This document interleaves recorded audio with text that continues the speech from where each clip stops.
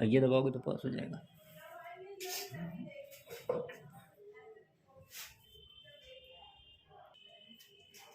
सबसे पहली चीज है कि क्वाड्रिलेटरल के बारे में पता करना है। तो सबसे पहले क्वाड्रिलेटरल होता क्या है? तो क्वाड्रिलेटरल होता है a figure bounded by 4 sides, a figure bounded by 4 sides is a quadrilateral। मतलब 4 भुजाओं से जो घिरी हुई आकृति थी, बाउंड का मतलब होता है घिरा हुआ होना, उसको बोलते हैं क्वाड्रिलेटरल। ठीक है, जैसे ये है तो तुम्हारा ये क्या हो गया? क्वाड्रिलेटरल हो गया, क्योंकि इसमें 4 साइड्स हैं।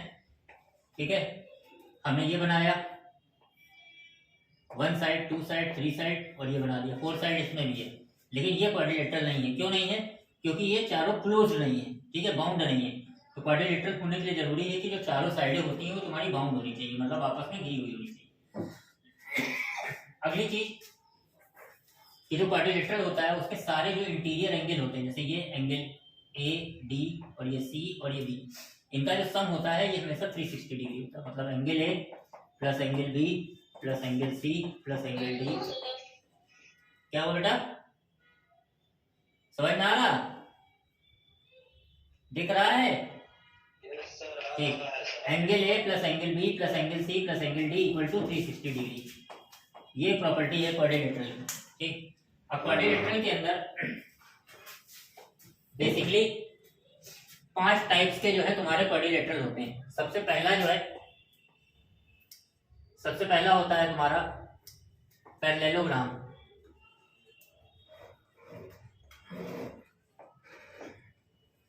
पैरेललोग्राम क्या होता है? पैरेललोग्राम वो होता है जिसकी आमने सामने की 2 साइडें इक्वल भी होती हैं और पैरेलल भी होती हैं। पैरेलल साइड उनको बोलते हैं जो कि आपस में कभी भी स्ट्रेट बढ़ाने पर मीट नहीं करती, या ये कहते हैं कि वो इन्फिनिटी पे मीट करती। ठीक है, 2 साइडें जैसे इसको और इसको जब सीधे बढ़ाएंगे तो ये आपस में कहीं भी एक दूसरे को मीट नहीं करेंगे, तो इसका मतलब ये पैरेलल साइड है। तो पैरेललोग्राम की खासियत होती है कि ये भी एक तरह का क्वाड्रिलेटरल है और इसकी आमने सामने की साइड यानी ए बी सी डी आपस में बराबर है, ए डी और बी सी आपस में बराबर है। क्वाड्रिलेटरल की पहली खासियत हो गई नंबर 1 कि opposite sides are equal and parallel. Opposite side जो होती है वो इक्वल होती है और पैरेलल होती है, पहली बात। दूसरी चीज कि जो अपोजिट एंगल होते हैं, जैसे ये एंगल ए और ये एंगल सी, ये इक्वल होगा। नंबर 2 पे है opposite angles are equal, opposite angle भी इक्वल होते हैं। नंबर 3 कि जो डायगोनल होते हैं, डायगोनल क्या चीज होता है? अपोजिट जो वर्टिक्स होते हैं उनको ज्वाइन करने वाली लाइन को बोलते हैं डायगोनल। तो ये और ये तुम्हारा डायगोनल हो गया। ये क्या होगा? और ये डायगोनल ये हो गया, यानी एसी डायगोनल हो गया और बीडी डायगोनल हो गया। तो जो पैरेललोग्राम के डायगोनल होते हैं एक दूसरे को बाइसेक्ट करते हैं। क्या लिखेंगे? Diagonal bisect each other. ठीक, इसका क्या मतलब होता है? इसका मतलब हो गया कि जो एपी होगा और ये सीपी होगा ये बराबर होगा, और डीपी होगा और ये बीपी होगा ये आपस में बराबर होगा। ये 3 जो है प्रॉपर्टी है पैरेललोग्राम की। ठीक है, नोट डाउन।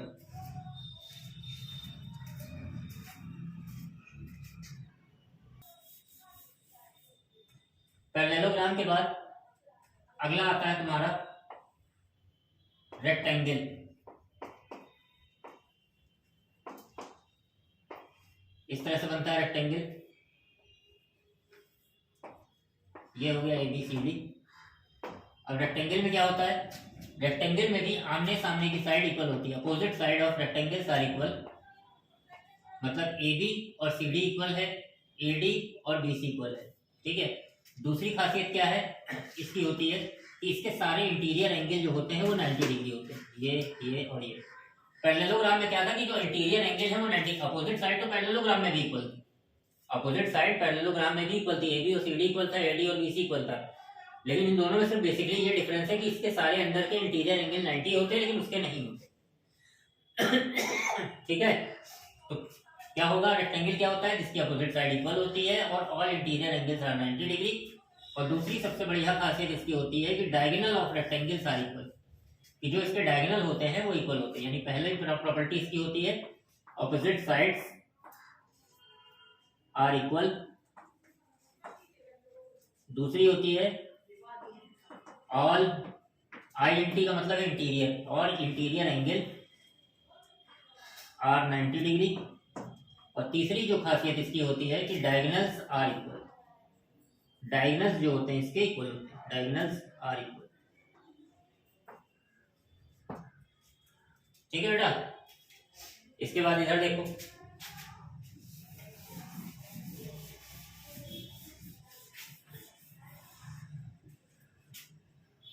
इसके बाद तीसरे नंबर पे तुम्हारा आता है, नंबर 1 पे हो गया पैरेललोग्राम, नंबर 2 पे हो गया रेक्टेंगल, नंबर 3 पे आता है रोम्बस। रोम्बस क्या होता है, रोम्बस वो होता है जिसकी चारों साइडें इक्वल होती हैं, इस तरह से इसकी चारों साइडें इक्वल होती हैं और आमने सामने की साइड पैरेलल होती है। रोम्बस क्या होता है, जिसकी चारों साइडें इक्वल होती हैं। सपोज कि अगर ए बी 3 सेंटीमीटर है तो BC भी 3 सेंटीमीटर होगा, CD भी 3 सेंटीमीटर होगा और DA भी 3 सेंटीमीटर होगा। All 4 sides are equal of rhombus. Rhombus की चारों साइडें आपस में बराबर होती हैं। दूसरी खासियत ये होती है कि जो डायगोनल होते हैं रोम्बस के, वो एक दूसरे को 90 डिग्री पर कट करते हैं। मतलब यहाँ जो एंगल बनेगा ये 90 डिग्री बनेगा। Number 1, all sides are equal,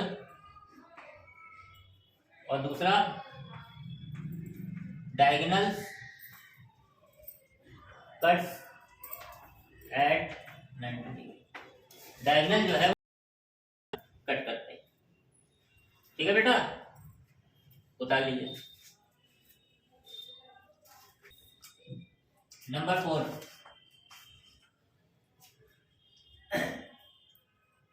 number 4 पे तुम्हारा आता है स्क्वायर।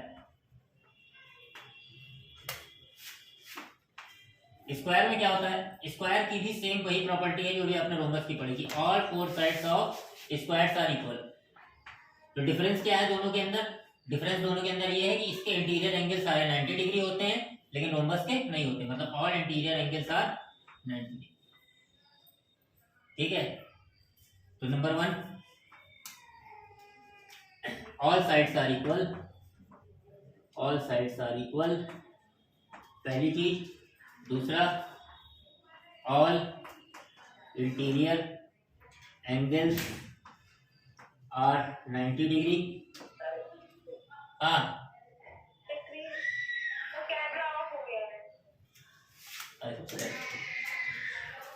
ठीक ठीक।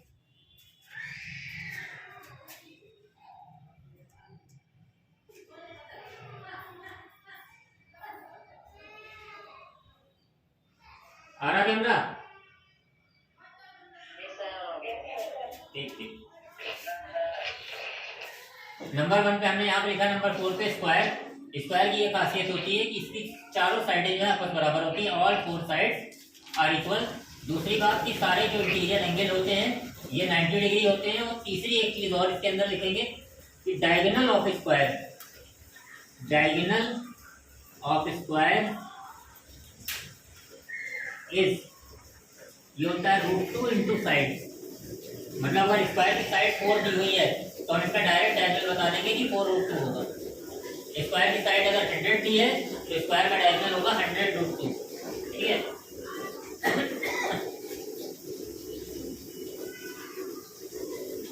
इसके बाद अगला आता है स्क्वायर के बाद ट्रेपेजियम। ट्रेपेजियम क्या होता है, ट्रेपेजियम वो होता है कि जिसकी दो साइडें जो होती है आमने सामने की पैरेलल होती हैं और 2 साइडें जो होती है वो नॉन पैरेलल होती है। यहाँ पे क्या दिख रहा है तुमको, ये ABCD हमने बना दिया। ABCD में ये AB और CD जो है ये आपस में पैरेलल है और ये 2 साइड यानी AD और BC ये नॉन पैरेलल है। तो ट्रेपेजियम की जो प्रॉपर्टी होती है कि 2 ऑपोजिट साइड्स, ठीक है, are parallel and other 2 opposite sides are non parallel. यहाँ लिखेंगे 2 ऑपोजिट साइड आर पैरेलल, ये पैरेलल का सिंबल है। हाँ बेटा बोलो। सर एक बार लीव कर रहे हैं, फिर से ज्वाइन कर लीजिए, इसमें तो दिखाई नहीं दे रहा।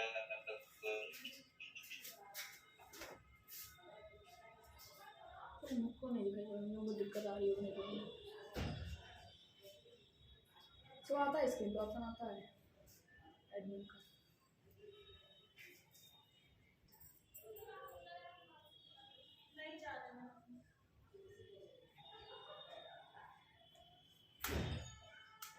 To opposite side, pair of two opposite side जो होती हैं वो पैरेलल होंगी, और जो दो अदर ऑपोजिट साइड है वो नॉन पैरेलल होंगी। टू अदर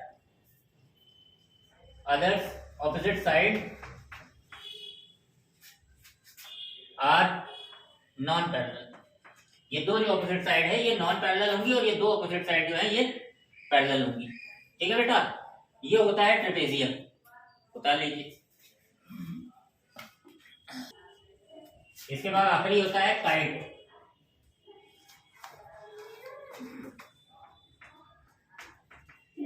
काइट्स में क्या होता है कि इसमें दो एडजेसेंट साइड जो होती हैं, दो एडजेसेंट साइड जो होती हैं वो इक्वल होती हैं। पेयर ऑफ दो एडजेसेंट साइड जो होती हैं, ऊपर वाली इक्वल होती हैं और नीचे वाली दो other pair of adjacent side वो भी इक्वल होती हैं। ठीक है, मतलब जैसे ये साइड है, इससे जुड़ी हुई अगली ये साइड है, ये दोनों इक्वल होगी।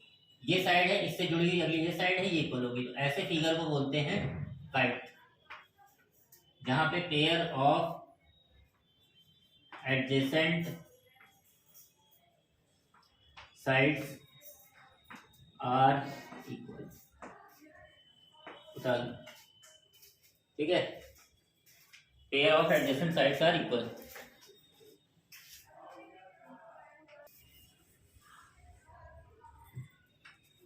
ठीक है,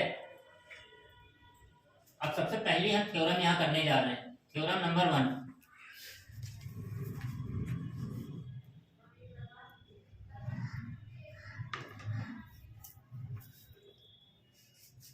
स्टेटमेंट है इसका।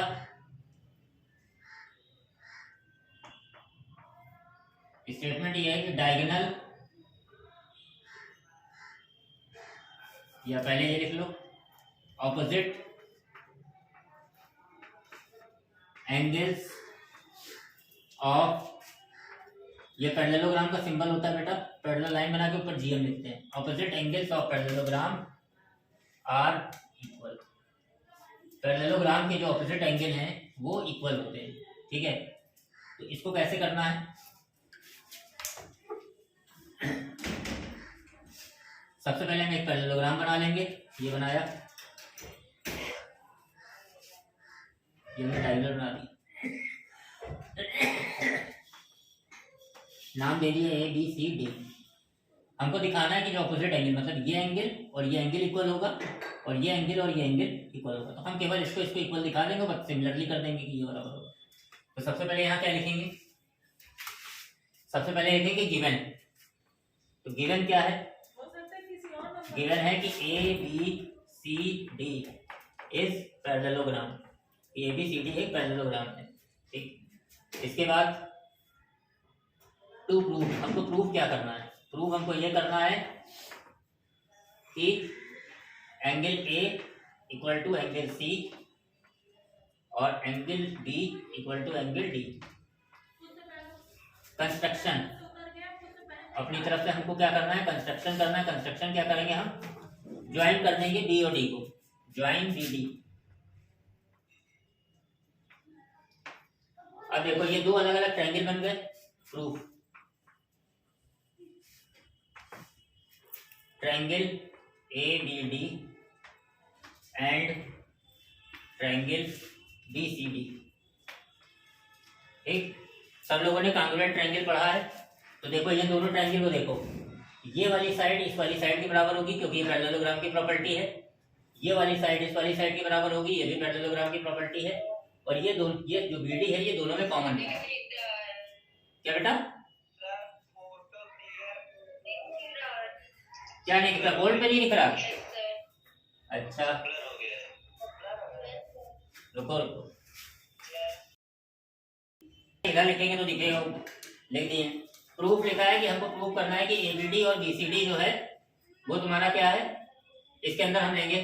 ठीक है, प्रूफ ले रहे हैं कि ट्रायंगल एबीडी और ट्रायंगल बीसीडी। तो गौर से देखो, ट्रायंगल ये वाला एबीडी और ये वाला ट्रायंगल बीसीडी है। तो एबीडी और बीसीडी में क्या है, एबी सीडी के बराबर है, एबी इक्वल टू सीडी। दूसरा AD equal to BC, AD equal to BC.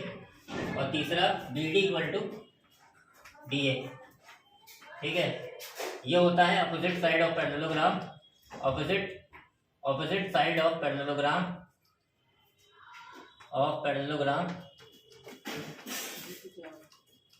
और ये कॉमन। इसका मतलब ये साइड इसके बराबर हो गई, ये साइड इसके बराबर हो गई, ये कॉमन है। इट इम्प्लाइज कि triangle A B D congruent हो गया triangle B C D S S S property से। तो जब ट्रायंगल कॉन्ग्रुएंट होता है तो सी पी सी डी से सभी लोग जानते हैं कि उनके करस्पॉन्डिंग पार्ट बराबर होते हैं। एंगल ए बराबर angle C, angle A equal to angle C, C P C D. B D equal to D B, हमने डी ए लिख दिया गलती से, B D equal to D B. तो एंगल ए इक्वल टू हो गया angle C, C P C D से। Similarly angle B equal to angle D. हाँ, एकदम साफ नहीं आ रही। चलो यार किसी तरह उतारो, अगर इसको उतार लो, हम सही कर रहे हैं कैमरा। आ जाओ, बंद नहीं किया तुम।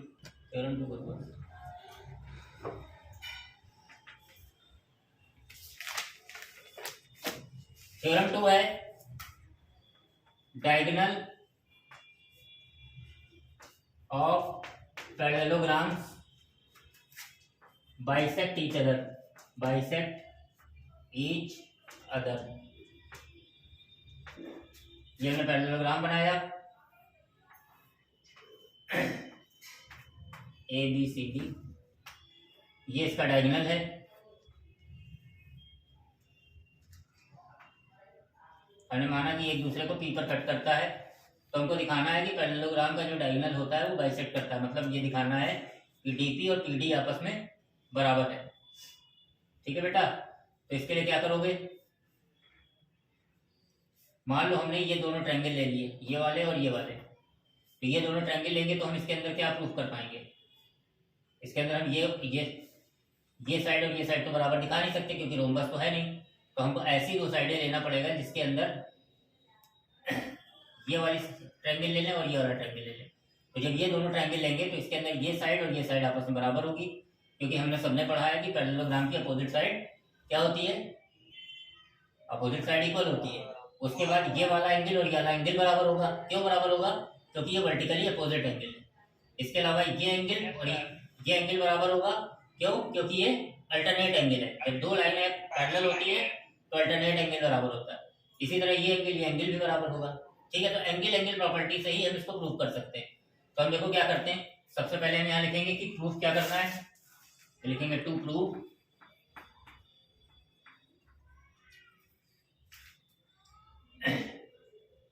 PD equal to PB. इसके अलावा लिखना है एपी इक्वल टू पीसी।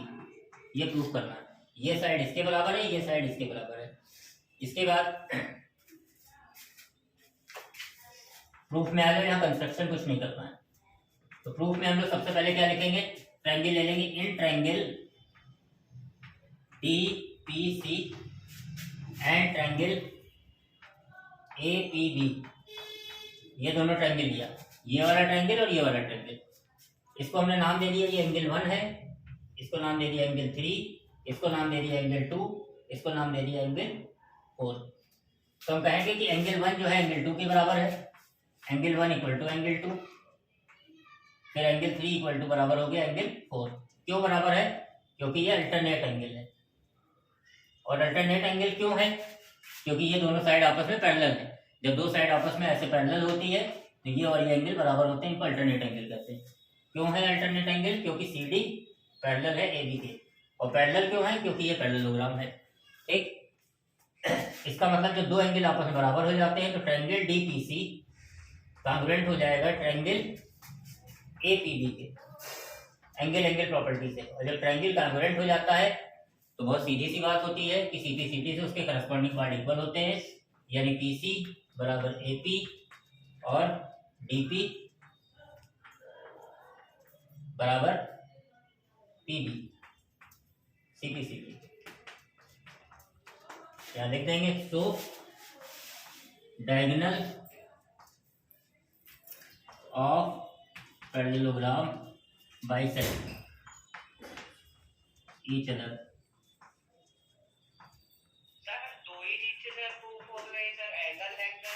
हाँ ठीक।